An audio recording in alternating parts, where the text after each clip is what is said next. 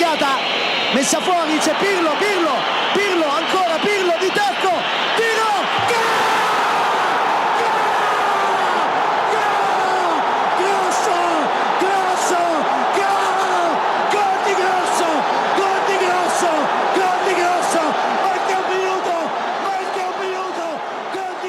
Hello and welcome to this week's AC Milan Talk podcast. I'm your host Samit Paul, and as always I'm joined by my good friend Jason Brown. Jace, how you doing? I'm doing very good, mate, very good. Good man. Right, JB, another week, another signing. We talk about the arrival of Andrea Conti and who's still to come.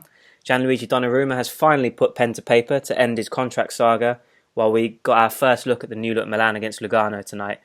First, Jace, let's rewind the clock and go back to that Conti signing. I'm going to start off with just a few quotes from the man himself. Finally, I am a Milan player. I am very moved by this welcome and I hope to repay the faith in the best way. I think the minimum we should target is a Champions League place because the club deserves it for its history and what it's doing this year. It's difficult to describe what I am feeling at this moment. It will be an honour to wear this shirt. As soon as I knew Milan were interested, I immediately decided I had to play with this shirt. Jace, we've had to wait for it, but I tell you what, This could actually be my favourite signing yet. Really?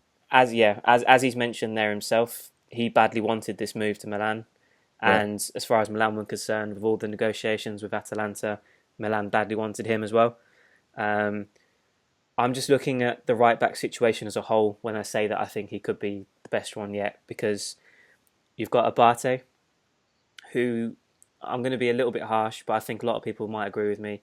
He's been mediocre for years now. I think he's a solid, experienced option, but he's nothing special. His crossing is atrocious, but with that pace, with that energy, he kind of gets by and escapes a lot of criticism. And I'm looking at De Chilio as well. Obviously, he's got his own problems. He wants to leave, so that's a separate thing. But as far as his progress is concerned, he's stagnated massively over the last couple of years. I think we've even discussed it, haven't we, on previous pods, about how we expected him to kick on and be that kind of next symbol, if you like, of the club. But it just hasn't worked out that way. Now I believe in Conti we've got a proper right back. He can defend, he can bomb forward, he can score, he can cross, he does everything. So I don't know how you feel, but just generally as the signing as a whole, are you excited about this one? I am actually. Like you say, been chasing for a long time. Finally here. I think from Conte's point of view, you know, he had the trial at Milan, didn't he, back in 2002? Yep. But refused to join. I think he's kind of regretted that decision. So I think there's a little bit of extra motivation there, and I'm actually quite excited to see how he plays, like see how he kind of leads the team or his position in the team. Because I don't think he was just going to come into defence and kind of sit back. I think he's going to be there. He's going to be loud. He's going to be talking. He's going to be marshalling that defence. He's could be potential. He's probably a bit early to say future Milan captain, so it's that kind of personality that we need in the team, I think. No, absolutely. I just look at his all-round game. I mean, we've seen it countless occasions for Atalanta last season. As I mentioned, 8 goals, 5 assists. Yeah. He presses like no player I've ever seen. He's up and down that right flank constantly throughout the game. As I mentioned as well, his crossing is good. That'll make a pleasant change from what we've seen from right back over the last couple of years. So yeah, I just think in all aspects, in every category of what you need in a modern day sort of fullback, and obviously you add that to the flexibility of playing in a back four or, you know, as a right wing back and a 5 in the midfield. There's just so many options and so many qualities that he brings to the team that, you know, I just find this, like I said, potentially one of my favourite signings so far. Just looking at it in the bigger picture, where would you rank him? Do you agree with me in that sense, or do you still see, I don't know, one of the other guys like Kessie, for example, that's still top dog for you in that list?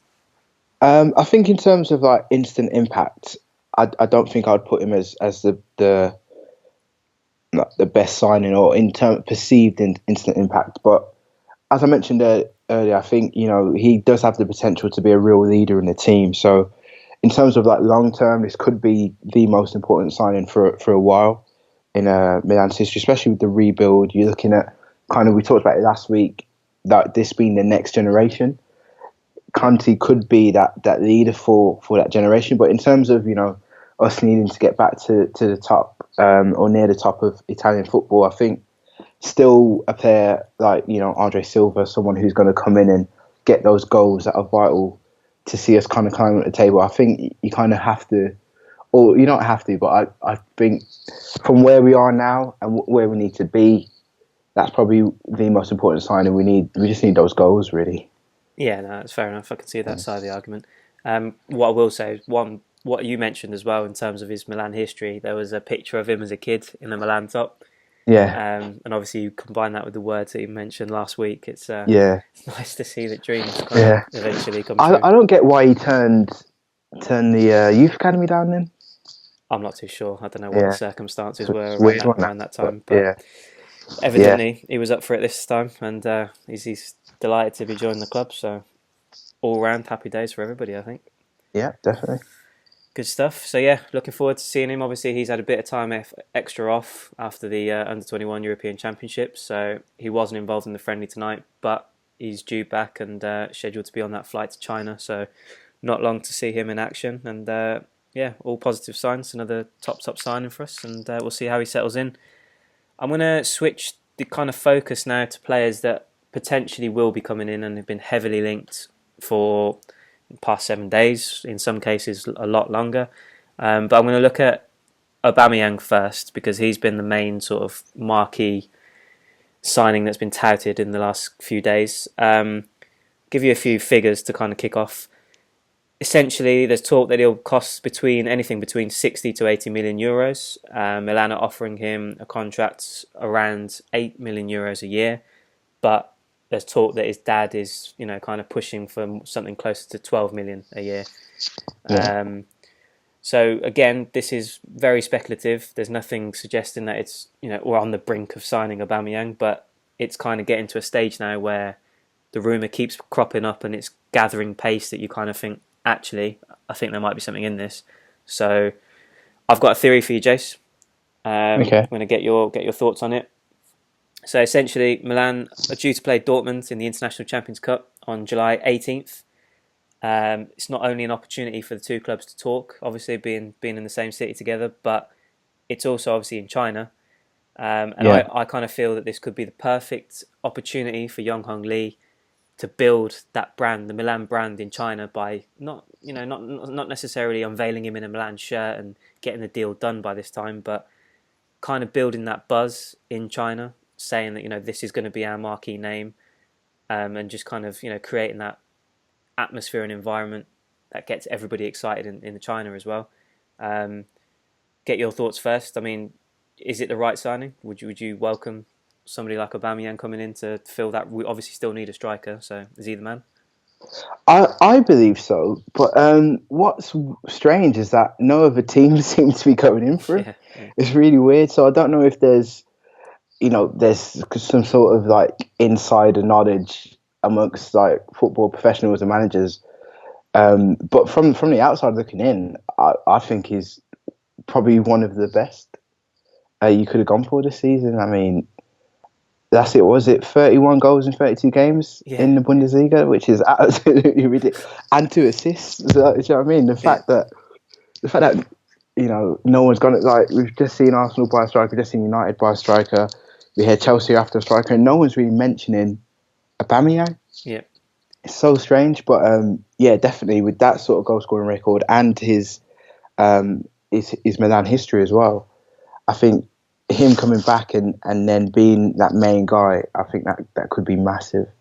Definitely. I think there's been talk of interest from China, but their transfer window closes in a few days. So I think once we get past that sort of window, then essentially, like I said, I think realistically kind of strongly linked. I think Milan are the only ones. I think Chelsea have been floated around, but nothing to suggest that they're making him the priority. But it is a strange one. But what do you think about the transfer fee? I mean, we've just seen Lukaku go for 75 plus to United. Yeah. What would what would be value for money for you in the Aubameyang situation? Because taking into consideration his age, I think he's 28 now as well. Entering the prime, if you like. Some might argue that he's getting on a bit in the sense that you shouldn't be shelling out 80 million on him. But What's a reasonable price tag for you? Yeah, it's difficult. Like you say, when you compare him to Lukaku, he's gone for like 75, 80 million does seem, reasonable. Seems a bit of a bargain when you look at their comparative goal scoring records. But 28. I don't think that's that old in modern day football. I mean, the training techniques are more advanced now.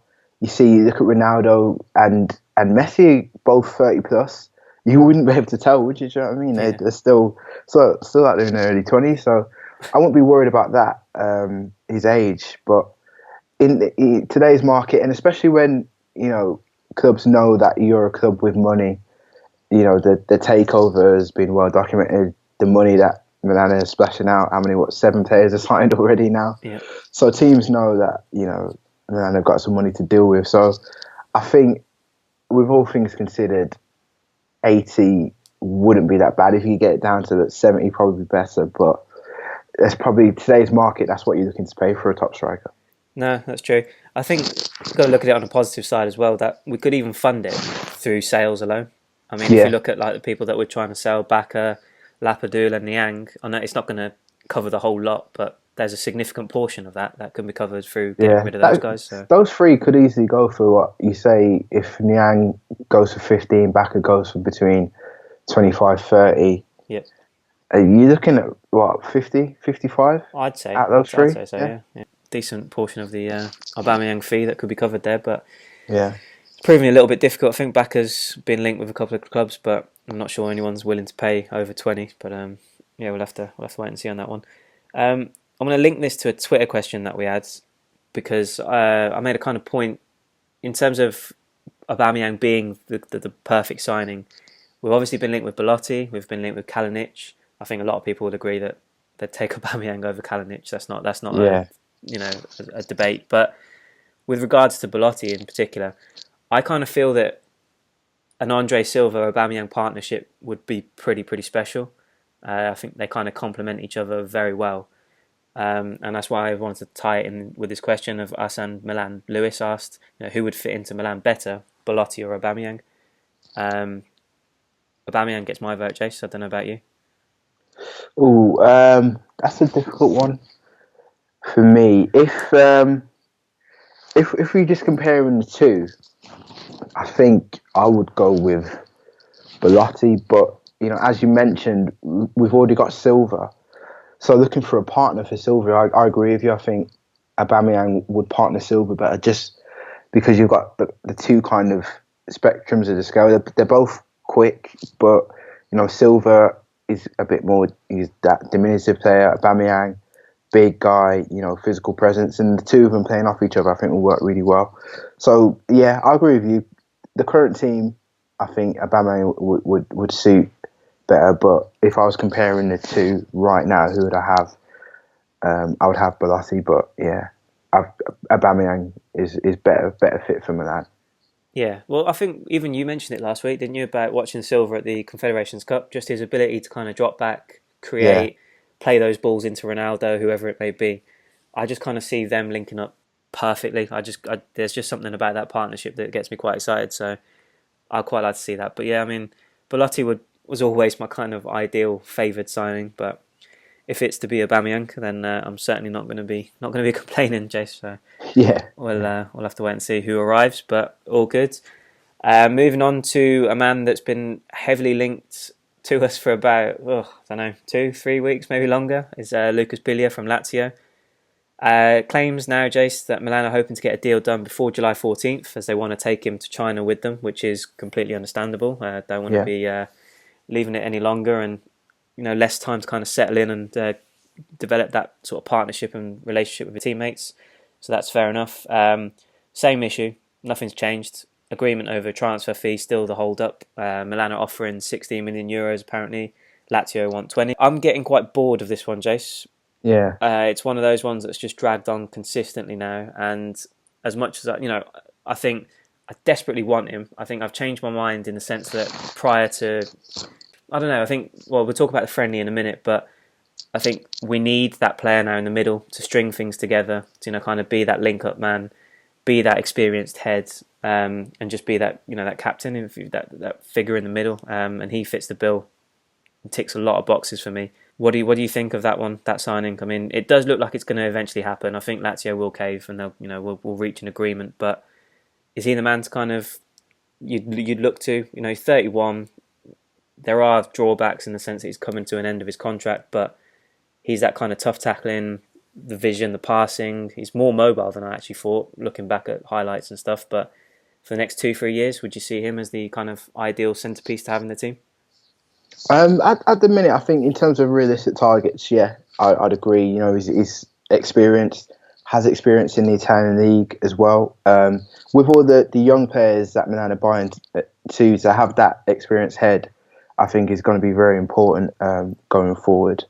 So yeah, I'd agree. I think for that much as well, it's not a lot of money. I know that's like you say, they probably will cave in, but I think it's important to get an experienced player like Biglia in, and we need him essentially, like you said, like especially if we're going to be playing with this new formation. I think it's important to have that strong kind of guy in the middle who, like you say, can link up play, be that kind of pivot in the middle for everything that's going on. So I think this is an important signing. If it's not going to be Biglia, it needs to be someone of that ilk. But I think when you got this player here and available, got to do everything it takes to get him. Absolutely. Well, that's the issue as well for me. I think I don't know about you, but it almost feels like the shortlist has just dramatically dropped. I mean, who else would there be instead of him? You're looking at really ambitious ones, which aren't realistic, or you're looking at players that probably would do a job, but you'd have reservations as to whether you'd stick with them moving forward. Like, I just think that he would slot in, do his job, and it'd be very, very effective for us for the next couple of seasons, which is kind of exactly what we need, really, isn't it? So yeah, definitely. So certainly a strong argument for him. Another thing that it will do, Jace, if he does arrive, and we'll talk about the friendly in a bit, but he'll essentially push Montalivo further down the pecking order, which is an absolute godsend for a lot of fans who have had enough of Montalivo now. But there was an interesting kind of comment from Montalivo's agent, and I wanted to get your take on it. He was basically suggesting that Montalivo will surprise a lot of people this season because he's paid the price for struggling in like a poor side over the last few years. But you put him in a team with better players around him, and he believes that Montalivo will improve and be much better. I can't see that happening. I genuinely think that once you've got to a stage of what a player brings to the table, he's not shown that he can do anything beyond that. That's it. That's his limitation. Do you think Montalivo's got a future? Do you think that the fact that you might have Kessie next to him, that you have Bonaventura next to him, will it improve, or does it just stop? The buck stop. Time to move on. Bring in Biglia and just call it a day.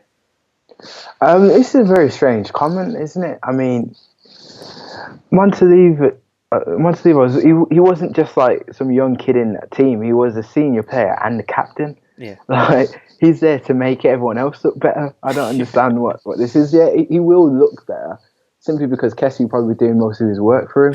But that's not reason to keep him in the team. There's very strange comments from his agent, but I think this is confirmation that it's time for him to go. Really. Yeah.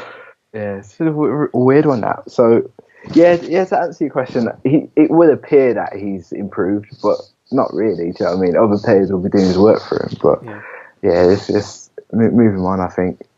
Yeah, well, I think in an ideal world, I'd like to see him move on, but I don't think we will push him out. I think he will be kept for depth, but it kind of, I just don't see. You can't put these pieces around him and give Montalivo the keys to your midfield.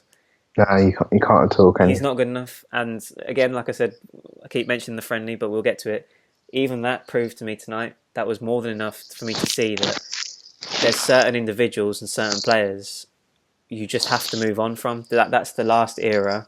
We've brought all on these top players, and it needs to continue. These key positions need to be addressed still, and Montalivo's one of them. So fingers crossed, Biglia comes in. Montalivo's on the bench. Happy days all around, mate. Good stuff. Right, Jace, poll time. Of course. I got a little bit excited, Jace. I'm not going to lie. I asked if Milan complete this team with Biglia and Aubameyang, what's the target for next season? I gave 3 options. Champions League qualification, which is essentially what it's always been. Yeah. Serie A title, or is it too early? There's still much to prove with this so many new faces in the team? 33% told me to calm down. Champions League qualification. 51% said the Scudetto, why not? And 16% said too early to say, still much to prove. I'm still hesitant to suggest that if we bring in these last two pieces that we're ready for a Serie A title, but I can't help but think that these are the main two things that are missing now, and if you add those two players with such quality, that it could bridge the gap to Juventus and at least challenge them, at least push them. What do you take, Jace? These two come in, complete. That would be 9 new signings in total, I guess. And Yeah. Champions League qualification still, or aim higher? It's gonna have to be for me Champions League qualification, only because it's going to be very difficult. 9 new players potentially to come in and just gel straight away, and there to be no hiccups in terms of getting this team to work and coming up against different challenges and seeing how the playing style works. And as well, like Juve are a very strong team, and they've just improved that team by adding in Douglas Costa now, who's a top player. I know they've lost a few guys, but I don't see them kind of slowing down and not strengthening again and going in again for what would be their 7th Scudetto in a row. It would be, yep. Yeah, so I mean they've got that experience as well. I think it's going to be very difficult for anyone to pit Juventus to the title, but definitely looking at that team, if Montella can get the team to gel pretty early on, definitely I reckon not just Champions League qualification. I think we're looking at 2nd place, to be honest. Yeah, I'd go with that. I think that's the optimism in kind of side of me that wants me to suggest that let's just go for a title.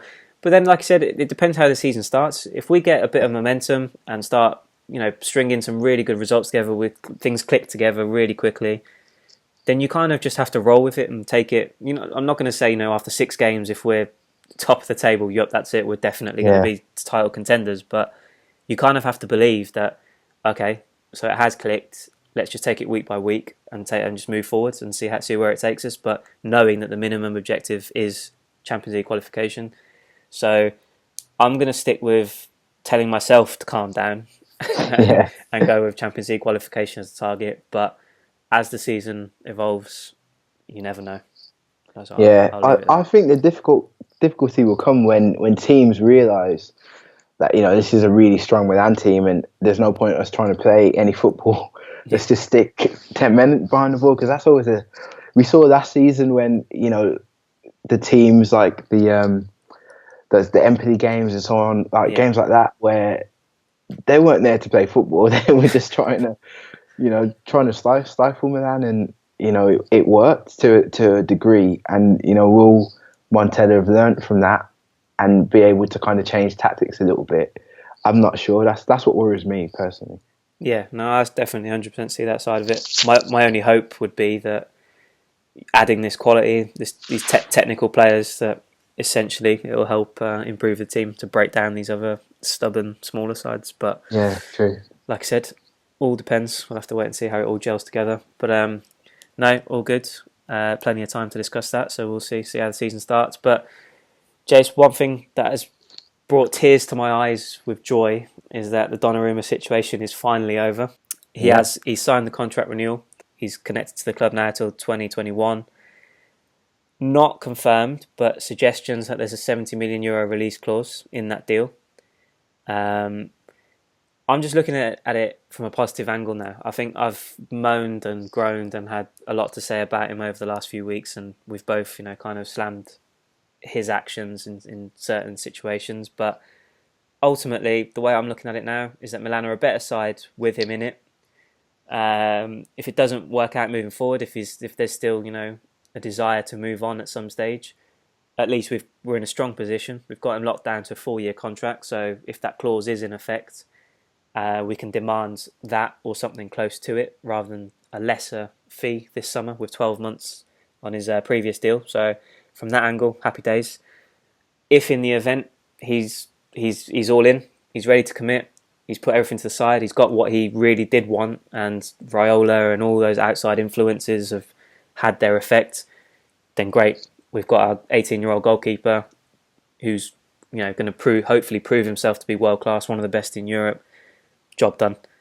Talk to me, Jace. You've obviously been frustrated and with me on the pod over the last month, 2 months even potentially. It's all done. What are your thoughts? It's good news. Obviously, we talked about it last week. You always want to keep your best players regardless of the situation. So to get him to sign this is a nice little move there from Milan. In terms of Donnarumma, was he ever really going to leave now? When you look at it in retrospect, was this all a ploy just to get a massive contract? But fair play to him. I'm a little bit, we mentioned it last week, a little bit concerned about the release clause, but I think it's just an aspect of Monday football. But I don't see him going anytime soon, regardless of that clause being in there. I think with what happened, the fan reaction to him potentially leaving, he's seen that now, and he knows, it's not going to be happy scenes if he eventually does leave. So to get him to sign, I think with the additions to the team as well, looking very strong, and it's only a positive. Yeah, no, I'd have to agree with that. I said on Twitter earlier that I kind of wanted to hear from him. I wanted him to speak up and kind of address what's been happening over the last month. And I wanted there to be sort of an apologetic tone to his interview or his comment or whatever it may be. A few people responded and suggested that, do you know what, it's done. Just leave it at that. Let's not stir it again. And he might say something to kind of upset fans again. He signed his contract. Let's just move on and be happy with where we're at now. He hasn't said anything yet. There was pictures and there was announcements on the official site, but reportedly he's going to talk to Milan TV tomorrow. So by the time this comes out, he'll have already spoken. But if he does come out and talk, is that necessary for you? I mean, we saw Marco Verratti come out and apologise to PSG for what his agent had said about his future. Do you want something similar from Donnarumma, or do you agree with those guys that were talking on Twitter just saying that, do you know what, it doesn't really need clearing up at this stage? He signed the contract, that's more than enough. It's an interesting one because it depends on what angle he comes at. If he kind of takes the brunt of the blame and says, there was a point where I did want to leave, I don't think that will do anything to endear him to the fans. Yeah. I think that would probably make things worse. But in his case, he's already got the ideal pantomime villain in Raiola there, in terms of, coming out, and, fans already dislike the guy. So whether it's true or not, I guess he can come and say, Raiola was putting a bit of pressure on me. But then if he is generally, friends with Raiola, he probably doesn't want to do that to him and put him in that situation. So I think it probably would be best, if fans aren't really clamouring for a response for him just to reaffirm his love for the club, and we could all move on. I think that might be best. Yeah, well, that's all that I want. I think I'm not looking for a massive explanation as to what's happened and what's gone on behind the scenes.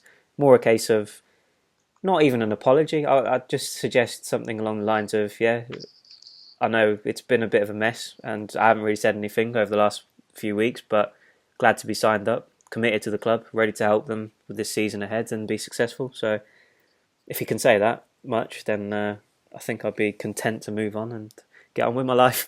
But until then, that would be good. I think that's what us fans want to hear. Really, we just want to hear that our players want to play for us and that they're happy to be here and they're excited for the season ahead. Yeah, exactly. So we'll see what he's got to say tomorrow. But another aspect of it, and again, this might just be me getting old, Jace. I don't know. Maybe 18 years old. He's inclined to have fun and enjoy himself, but he's kind of struck me as being very immature this summer after being so level-headed with his performances over the last 2 years.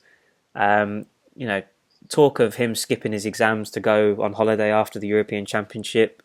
Back on Instagram, posting pictures with his girlfriend. Still didn't say anything about Milan. to my knowledge, I don't think since the announcement's been made, he's not said anything or done anything on social media. Am I being just a miserable old man, or should there be more on that side of it from him?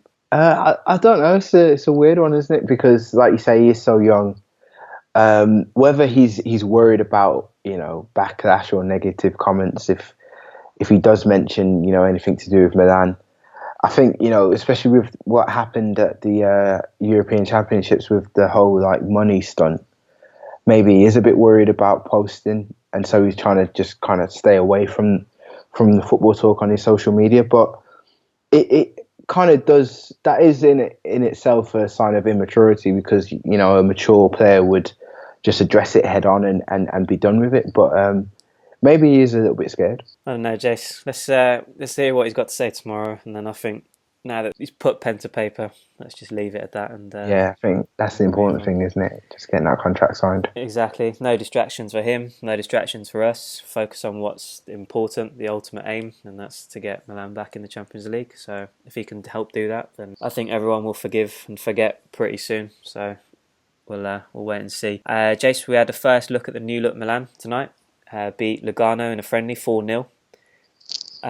Just a couple of thoughts on a few of the performances, really. Out of the new boys, Musacchio, Rodriguez, Kessie and Chanalolu and Borini all made their kind of debut for Milan. Kessie was an absolute beast, Chase. He only played the first half, but you could see straight away just the way he covers the ground, the way he bites into tackles, the way he carries the ball forward. Honestly, I'm really going to enjoy watching him. I know you saw bits of him last year with Atalanta, but I think it's important to know that he's kind of going to live up to those expectations. Early on, of course, it's only one game, it's only 45 minutes, but you can already see that about him, that he's got that in his locker. So definitely looking forward to seeing him there. Musacchio and Rodriguez were decent. Nothing spectacular, I didn't think personally, but tidy enough.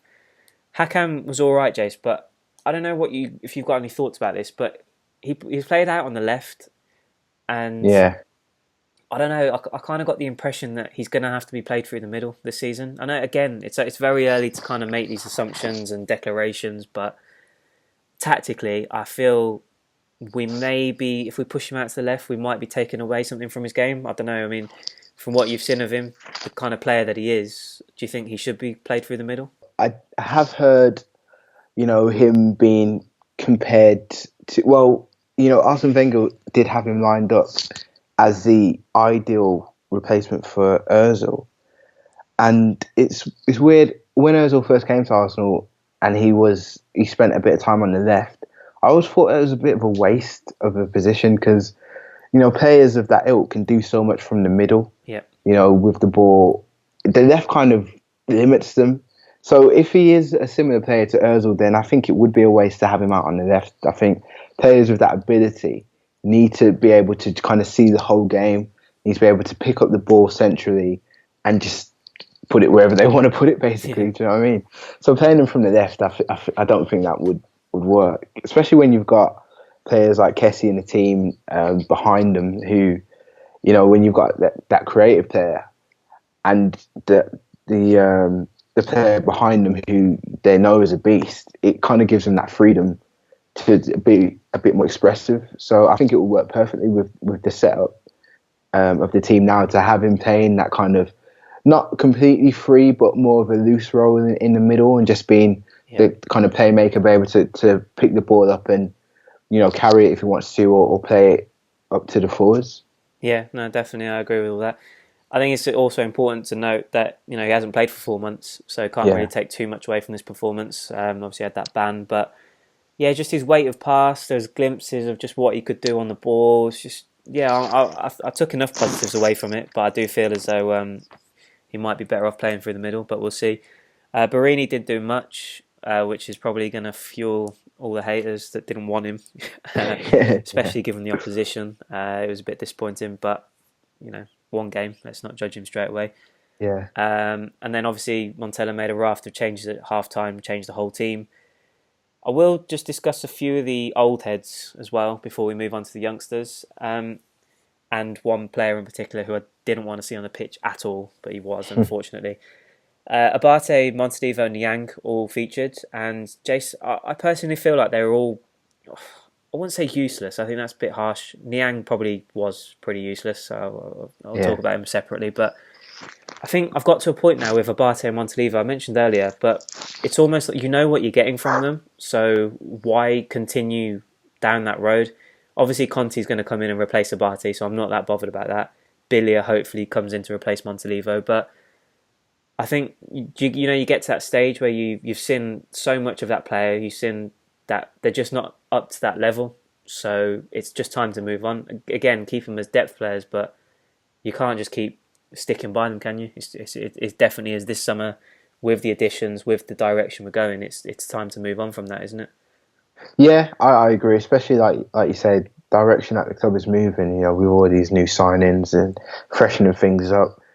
It's a bit harsh to use the term dead wood, but in this instance, it's kind of what they are. Yeah. And it doesn't help with the new team if you've got these kind of players hanging on, and they're just stuck in their old ways, or could even become bitter with the fact that they're just being replaced. Yeah. So I think it's important to move your players on. I can kind of see why Montella would play him tonight in a friendly, like first friendly, but I doubt we'll be seeing much of him. Yeah, no, I think they'll both stay. Abate more so, just purely because he's that connected to the club. I wouldn't say he's a legend as such, but he's obviously been there long enough to kind of warrant that respect. So he's not going to go anywhere.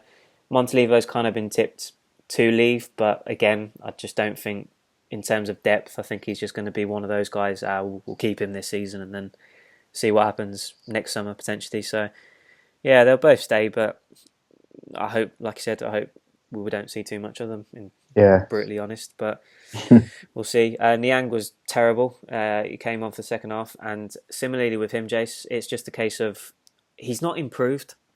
He's still doing the same stupid things that he did a year ago, 2 years ago, 3 years ago, and his final touch, whether it's a shot, whether it's a cross, again, I know it's only a friendly and it was only a cameo appearance, but come on, man! Like you've got to show. Surely now you've got to show improvement, maturity in your game if you want to stay at a club like Milan with the way that we're going. It's just not good enough. So you'd think with the acquisition of Silva and all this talk about Aubameyang, you think he would be doubly motivated to show Montella something. Don't give up on me yet. But from what it sounds like, it's like you say, is he motivated or does he just not have the ability? Yeah, I genuinely am at a loss to decide which one, or combination of both. I think now there's just no sort of argument for me to keep him. So fingers crossed he's the first one to go. I think I've been saying that for a year now, but hopefully this will be the end this summer. But we'll see. The one man that I had an issue with in particular, though, Jace, was De Chilio. Obviously, we've mentioned it on the pod as well, numerous occasions. He's made it clear he doesn't want to stay. He's got 12 months left on his contract. Talk of a move to Juve. Why are we playing him in this game? Again, I understand it's just a friendly, and he's just resting other people to give him a run out. But why? If a player has told you that he doesn't want to be there, he wants to move on and try something new, why are you even playing him? Yeah, I don't understand that. If it was me, I definitely would, have been sorting out his transfer, months ago, really. Yeah. And even if he is at the club now, I certainly wouldn't be playing him. Obviously, I would allow him to train, to keep fitness up. But it is a waste of. I know, like you say, it's only a friendly, but you've got other players in that team that you can see. You could give him a run out, but. If you're not expecting a player to be there come the start of the season, why are they having game time? It makes no sense. Definitely not. And to be quite honest, I don't think he cared that much. You could see it in his performance that he was just kind of just getting through it. So that's not what you want to see either, and it's just going to lead to more issues. But fingers crossed before the season starts, he's on his way. But we'll find out. Just a quick mention for some of the younger players. Cutrone scored. And again, it's one of those ones where we're obviously going to go for a big name in attack, but he could do a job for us for depth in terms of Coppa Italia, Serie A or Europa League, whatever the occasion may be, whatever kind of suits Montella using him. I think he'll be a decent person to have rather than send out on loan. Crociata scored as well, and again came on, impressed me, played out on the right. Haven't really seen much of him previously, but again, he's another one where I think he might get a few minutes in the Coppa Italia, which will be impressive. And then there's Jose Mauri, who also did really well, 2 really, really good assists. And again, JC, I'd rather have him as a backup option than Montalivo at this point. Yeah. He's been sent out on loan a couple of times now. He hasn't really established himself in the Milan team, but I'm kind of hoping that he does stick around and Montella keeps him and uses him as a backup option. So fingers crossed, but it does make sense, doesn't it? If these are the future of your club, players who are on the way out, you don't want them, blocking the path for the new talent. Absolutely not. So yeah, we do need depth, and hopefully I think Montella will show some faith in the youngsters to provide it, because we're obviously not going to be able to spend a lot more, I don't think, on depth players. So why not look to the youth? So we'll see. All right, Jace, good stuff. I did have a couple of more Twitter questions from Miles, who's at MDCoop3. I'll give this one to you first, Jace. Play devil's advocate. Why should he curb his unbridled enthusiasm about the new signings and the potential for a great season?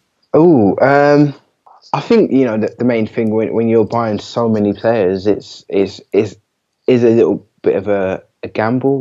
Will they work together? Yeah. There's one thing to buy, 7 or 7 at the minute, potentially could be 9 great individuals, but can you turn those individuals into one great team? I think that would be a cause for concern, especially when our main competition is going to be Juve, Roma, Lazio, who haven't really had to make wholesale changes. They've kind of added little bits of quality here and there.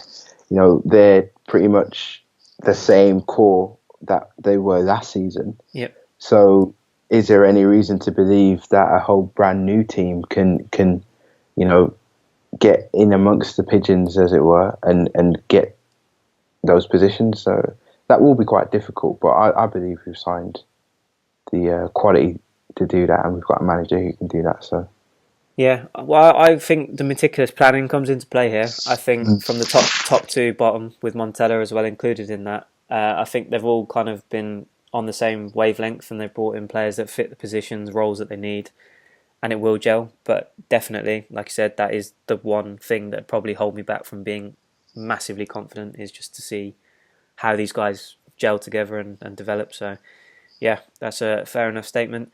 And the second part of Miles' question was, are you concerned at all about depth, considering the players that have left and are leaving? So just to recap, Kuchka's gone to Turkey.